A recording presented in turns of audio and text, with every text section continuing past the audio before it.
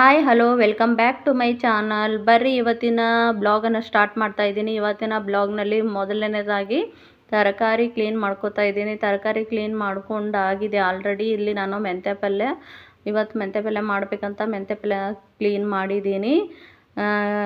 ಅದಕ್ಕೆ ಉಳ್ಳಾಗಡ್ಡಿ, ಹಸಿ ಉಳ್ಳಾಗಡ್ಡಿ ಎಲ್ಲ ಪರೋಟಕ್ಕೆ ಹಾಕಿದ್ದೆ ನಾನು. ಉಳಿದಿದ್ದು ಕ್ಲೀನ್ ಮಾಡ್ಕೊಂಡು ಈ ಪಲ್ಯಕ್ಕೆ ಹಾಕ್ತಿರಾಯ್ತಂತ. ಇಲ್ಲಿ ನೋಡ್ರಿ ಗೋಧಿ ಜೋಳ ಹೆಸರು ಮಾಡ್ಬೇಕು ನಾ ಇದು ನೆಕ್ಸ್ಟ್ ಮಾಡಿದ್ರೆ ಆಯ್ತಂಥೇಳಿ ತೆಕ್ಕೊಂಡಿದ್ದೀನಿ.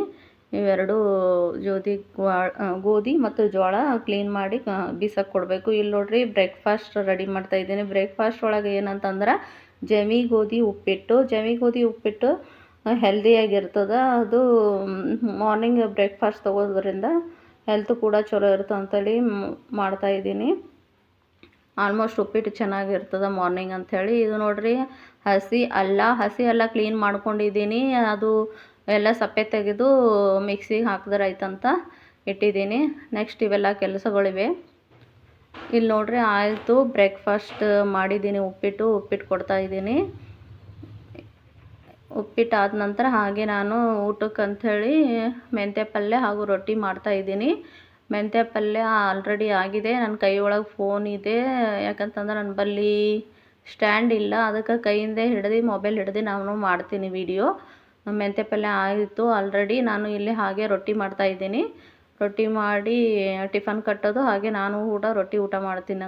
ಅದಕ್ಕೆ ಸ್ವಲ್ಪ ರೊಟ್ಟಿ ಮಾಡಿದ್ರೆ ಆಯ್ತು ಅಂಥೇಳಿ ರೊಟ್ಟಿ ಮಾಡ್ತಾಯಿದ್ದೀನಿ. ಆದಷ್ಟು ಎಲ್ಲರಿಗೂ ಟಿಫನ್ ಮಾಡೋದು,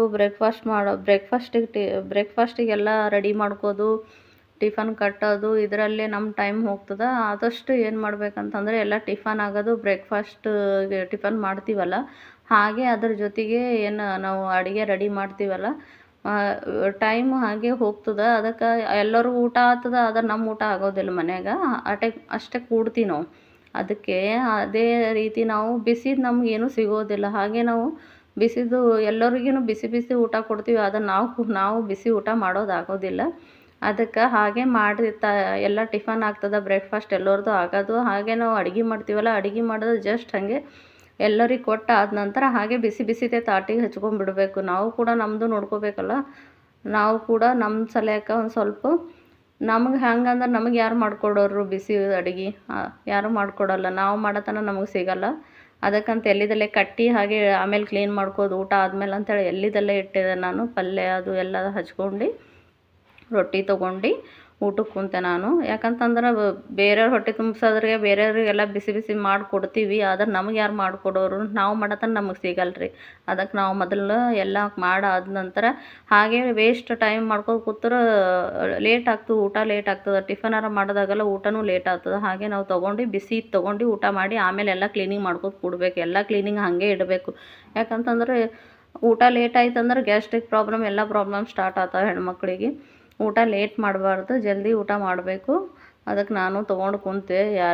ಎಲ್ಲರದ್ದು ಆಗ್ಯದ, ನಂದು ಮಾಡಬೇಕಲ್ಲ ಅಂಥೇಳಿ ನಾನು ಊಟ ತೊಗೊಂಡು ಕುಂತು ಟಿ ವಿ ನೋಡ್ಕೋತಾ ಊಟ ಮಾಡ್ತಾಯಿದ್ದೀನಿ.